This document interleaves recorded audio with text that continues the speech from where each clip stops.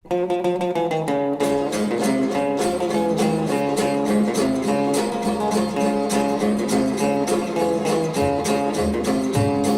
spelen en we zingen veel, dat zit ons in het bloed.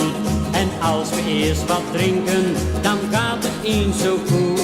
Maar drinken uit een glaasje, dat vinden wij niet fijn. En daarom is ons lijflied steeds het volgende refrein. Hey, doe het maar in een emmertje, doe het maar in een tel. We spelen dan een ritme en zingen onderwijl. Wij drinken nooit uit glaasjes, dat is beneden peil. Doe het maar in een emmertje, doe het maar in een tel. We speelden voor de meisjesschool en hadden reuze lol. We werden op en top verwend en kregen vruchtenbol.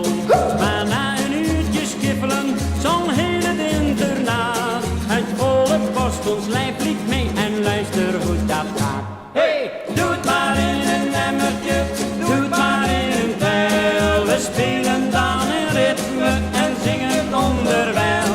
Wij drinken nooit uit glaasjes, dat is beneden peil. Doe het maar in een emmertje, doe het maar in een tel.